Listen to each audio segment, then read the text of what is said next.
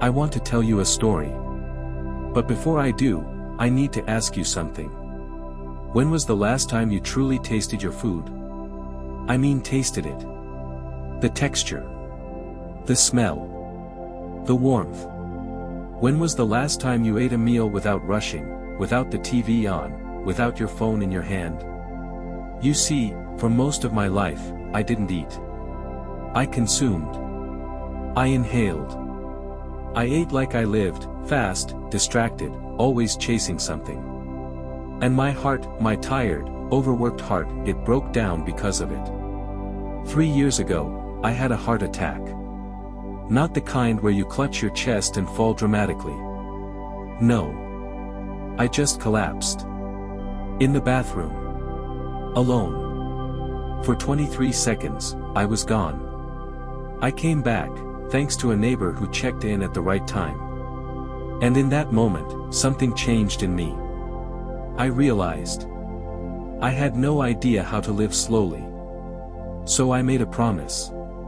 If I'm going to stay alive, I have to change the way I eat, the way I exist. Fast forward to a few weeks ago. I was sitting at breakfast, chewing slowly, when my granddaughter looked up and said, "Grandpa, you chew like a cow." I laughed. I didn't even feel insulted. Because you know what? She was right. For the first time in decades, I was chewing. Not because of some diet. Not for weight loss. I was doing a 30-day challenge I created for myself. Mindful eating. 20 chews per bite. Every bite. Every meal. No pills. No equipment. No guru. Just me, my plate, and a clock ticking slowly in the background. What happened in the next 30 days shocked me. My blood sugar stabilized. My bloating disappeared. I started sleeping more deeply. And most surprisingly, I felt peaceful. In this video, I'll take you through that journey. Not a journey of diet or discipline, but of rediscovery. Of remembering what it means to respect a meal. To respect time. To respect yourself. So if you've ever felt like your meals are meaningless, or your health is slipping quietly, stay with me. Because this one simple habit, chewing 20 times, might just change the way you live, and the way you love your life. Most people think eating healthy is about what's on the plate. Kale. Quinoa. No sugar. Organic everything. I thought so too. For years, I did all the things the health books told me. I said no to steak, yes to tofu. I swapped burgers for steamed greens. But what no book told me, was that how I ate mattered even more. I didn't eat. I inhaled. I devoured. Picture this, me, age 67. Eating salmon, broccoli, and brown rice, textbook perfect. But doing it while answering emails, reading the newspaper, and checking my blood pressure app. My fork moved faster than my thoughts. My chewing. Maybe 3 bites, then gone. I wore a fitness tracker, but not once did I track my breathing. And then came the heart attack. One quiet Tuesday. No big warning. No chest clutching. Just a sudden weakness, like the ground vanished beneath me. I collapsed in my bathroom. Alone. 23 seconds of nothing. I woke up in a hospital bed, tubes in my arm, machines beeping in rhythm with a heart that almost gave up. That was my rock bottom. In the days that followed, I saw 3 specialists.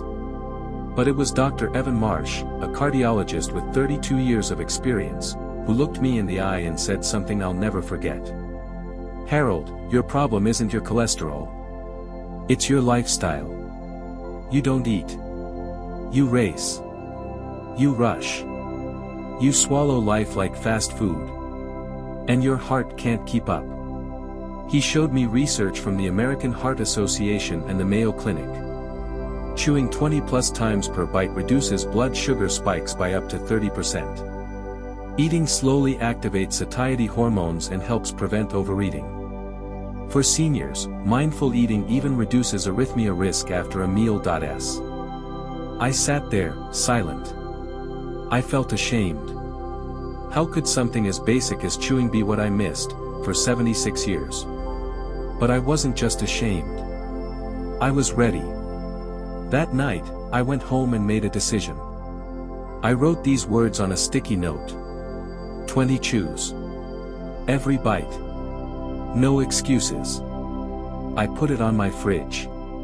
My dining table. My mirror. Then I created a tracker, a simple chart to mark each meal, each effort. I told no one. I wanted to test it myself. Day 1, I forgot. Bit into an apple and swallowed after 6 chews. Day 2, I slowed down, made it to 15 chews, and still rushed. Day 3, I closed my eyes. Counted. Focused. Chewed 20 times. For real. And something shifted. I noticed taste again. I felt full with less food. I slept through the night without waking, gasping for air. And most of all, I felt in control again. That's why I'm sharing this story. Not to preach. Not to pretend I have it all figured out. But because I nearly didn't make it. And what saved me wasn't a surgery. It was chewing. Slow. Simple. Sacred. When I first started the 30-day challenge, I thought, how hard could it be to chew? I mean, I've been doing it since I had teeth. Right? Well, not the right way. Day 1, breakfast. Apple slices. I sat down, focused, told myself, this is the new Harold. Mindful Harold. I took one bite. Crunch. Juicy. Sweet. Then I blinked, and half the apple was gone. No counting. No chewing. Just old habits kicking in before my brain even had time to react. Day 2, I prepped oatmeal. No distractions. No phone. I sat with a spoon in one hand, intention in the other. By the third bite, I was scrolling through an article about magnesium. Day 3, I forgot the challenge until after dinner. I stared at the empty plate inside. I'm failing at chewing, I muttered. That night, I called Dr. Marsh. Told him I felt ridiculous. He laughed, kindly, and said, Harold, the first step isn't mastery. It's awareness. Just the fact that you noticed, means it's working. He recommended a trick used in cognitive behavioral therapy: try eating with your non-dominant hand. It forces your brain to stay present.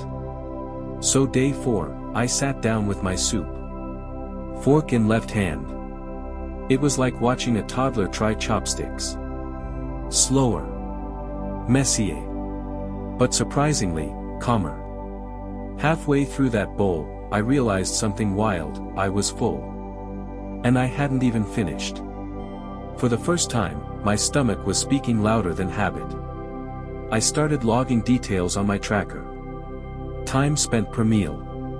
Mood before and after. Blood sugar levels. I used my home glucometer.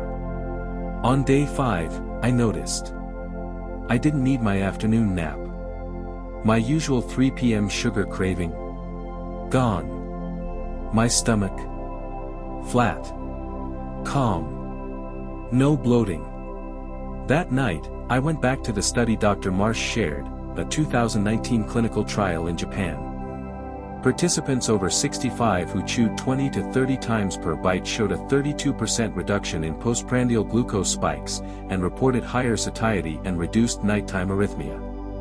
I read it. Then I looked at my numbers: lower spikes, better energy, stable mood. Suddenly, this wasn't theory. It was happening. Me. Harold. The man who once ate a whole sandwich in 3 bites, now chewing 20 times like clockwork. On day 6, I sat in the park with a banana. I closed my eyes. I chewed slowly. The taste was brighter. I remembered my wife, long gone now, always telling me, "Slow down, Harold. The food's not running away." She was right. She always was. By day 7, my log showed 5 out of 7 meals met the 20 chew goal. No bloating, no reflux. 2 pounds lighter, though that wasn't even the point. But more than the numbers. I felt peaceful. Grounded. That week didn't just change how I ate. It changed how I lived. Week 2 was quiet. Not silent, just quiet in a way that felt new. No dramatic shifts. No miraculous healing. But there was peace. I used to wake up like a soldier, tense, rushing, always chasing. But this week, I opened my eyes and just stayed still. My knees didn't scream. My chest didn't pound. I sat on the edge of the bed and realized I wasn't exhausted. I walked to the kitchen slower than usual, not from fatigue, but by choice. It felt like I had time again. The time I used to rush through. The time I used to waste worrying. My first breakfast that Monday, I chewed 30 times. Not 20. 30. Not to prove anything. Just to feel it all. The texture of oatmeal. The warmth of cinnamon. It wasn't food, it was presence. That afternoon, while journaling, I wrote. I haven't tasted my life in decades. Then came Wednesday. I was eating lentil stew, my daughter had brought it over. Across the table, Noah looked up and said, "Grandpa, you eat like a monk now." I chuckled. "What does that mean?" He said, "Like, slow and peaceful. Like you're meditating." I smiled. He didn't know, but he'd just described the exact goal Dr. Marsh had for me. That night, he asked if he could eat all his dinners next to me. Said it made his stomach feel calmer, too. I didn't say much, but I wrote in my notebook.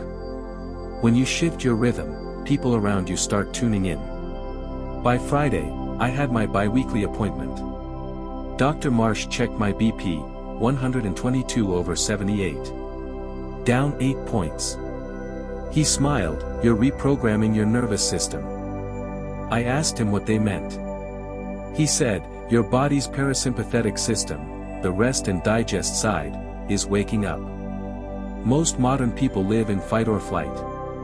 But this chewing, this slowness, it's medicine." He showed me a 2021 study from NIH. Participants who practiced mindful eating for just 14 days had measurable improvements in HRV, blood sugar variability, and inflammatory markers. I nodded. But inside, I felt something else. Something softer. Something like trust. For the first time in a long while, I trusted my body. And maybe, just maybe, it was beginning to trust me back. That night, I didn't watch TV. I brewed tea. I watched the steam rise. I didn't think about longevity. I just thought about presence. And I whispered, "Thank you for not giving up on me. I'm finally listening." By the 3rd week, something shifted. Not dramatically, but unmistakably. I'd committed to 30 days, but day 15 hit me like a wall. I was exhausted. More from my mind than my body. The novelty had worn off. One evening, I prepared dinner, grilled chicken, steamed broccoli, everything measured like a diet plan. I sat down and started to chew. 20 times per bite. 20 times per bite. "No, Grandpa," a voice said from the doorway. My granddaughter, Emma, stood there with wide eyes. "You're eating like a cow, again. What are you doing?" Her words felt like a punch. I didn't react, but inside, shame crept in. I thought, maybe I'm making a fool of myself in front of my family. That night, I nearly threw in the towel. I stared at the tracker I'd kept so diligently. So many half checks. So many red X's. My phone buzzed. It was Dr. Marsh's message. I just reviewed your tracker. Let's talk in the morning. I went to bed, torn between guilt and determination. The next morning, we talked over the phone. He didn't scold me. He said, "Harold, you hit a wall. Everyone does. That's the moment you need it most." He reminded me of an AHA guideline from 2020. Mindful, slow eating practices sustain long-term behavioral change and reduce stress-related coronary risks. He told me, "It's not the tracker that saves you, it's what it represents, a daily choice, a moment of respect for your body." I felt something soften inside. Thursday night, I sat at the kitchen table with my tracker, a bowl of oatmeal, and determination. I closed my eyes with my spoon mid-air and said to myself, "You're doing this for him, for her, for me." I counted. Breath. Chew. 20, 20, 20. By the 20th chew, I felt a calm rush through me. My shoulders dropped. My breath slowed. It felt like coming home. By Friday, I added a short walk after dinner, breathing air in sync with my steps. Saturday, I logged my lowest post-meal blood sugar in weeks. Sunday, my wife's old favorite song played on the radio, and tears came. They were quiet tears of hope. That weekend, I posted my progress in the Facebook group I joined. Day 21, I wrote. Still chewing. Still living. Still hopeful. Comments poured in. Me too, Harold. My diabetes reading dropped. Thank you for sharing. On day 22, Emma hugged me and whispered, "Grandpa, you look peaceful." On Wednesday, I saw Dr. Marsh again. He looked at my numbers. Blood pressure, 118/76. Resting heart rate is slower by 4 beats. HRV improved according to his monitor. He smiled and said, "You didn't just chew food. You chewed away the stress." I realized then, I wasn't just strong, I was centered. That night, I wrote in my journal. Week 3, mocked but not broken. Felt weak, but found stronger roots. The tracker PDF, the Facebook support group, the 30-day challenge, all of it became not just tools, but companions. On day 21, I posted the tracker link in the group and pinned a comment. Join me. Start simple. Chew. Feel. Connect. Every day afterward, dozens replied, "I'm chewing today. Count me in." By the end of week 3, I wasn't just eating. I was living with intention. With purpose. With presence. And I know this. You don't have to be perfect. You just have to start. 20 chews at a time. By the 4th week, something unexpected happened. My journey was no longer mine alone. One morning, I opened my inbox. 23 new messages from strangers. "Mr. Harold, I've started chewing with my wife. My son asked why I count chews. I told him about you. My A1C dropped. Is it because of the tracker?" It hit me. This small, private habit had become something shared. I used to think health was a solo act. You fix yourself, you move on. But now, I was part of something bigger. That weekend, I was invited to the park by my old friend Thomas. We hadn't talked in months. He waved me over with a smile and a paper bag of sandwiches. "I saw your video. Chewing, huh? Show me how." So we sat, 2 gray-haired men, on a bench in spring air, counting chews. We looked like kids in slow motion. And we laughed. Later, he turned to me and said, "Harold, my daughter always rushes. She eats standing. Last night, she sat down. She said, if Grandpa Harold can chew 20 times, so can I." That line stayed with me all week. Dr. Marsh once said, "One mindful person in a house affects the whole rhythm of the home." He sent me a study from 2019, Stanford Health. Families who practiced meal mindfulness together showed better metabolic markers and reported less household stress. I printed that study. Pinned it on the fridge. It wasn't just science. It was our story. By midweek, I created a new version of the tracker, simple enough for grandkids. I called it the Cow Club Log. Noah helped me draw the logo. A happy cow with a cape. We printed 10. Left a few at the community center. By Sunday, 5 families messaged me, asking for more. On day 28, I hosted my first video call with 6 seniors from the Facebook group. We shared our favorite meals. One lady in Florida cried. I thought I was too old to change. Then I met Harold. We didn't talk about illness. We talked about courage. That night, I sat by the porch and thought. You heal a little more when you help someone else heal, too. Power Tools Recap. The Cow Club Tracker, now downloadable, link in description. Join our Facebook group, Live Well with Harold. Invite one friend, that's your day 30 challenge. I wrote in my log. Week 4, I didn't just slow down. I reached out. When I reached day 30, I didn't feel like a transformed man. No dramatic photo shoot. No before and after moment. What I felt was gentle. Like sunrise. I sat in my favorite chair, sipped tea, and opened my journal, 30 entries, one for each day. I read. Day 1, I forgot to chew. Felt ridiculous. Day 10, I'm seeing changes. No bloating. Day 20, Emma says I look calmer. Day 30, I'm here. Fully. I paused on day 30. Felt a swell of pride, not because I completed a checklist, but because I honored myself again.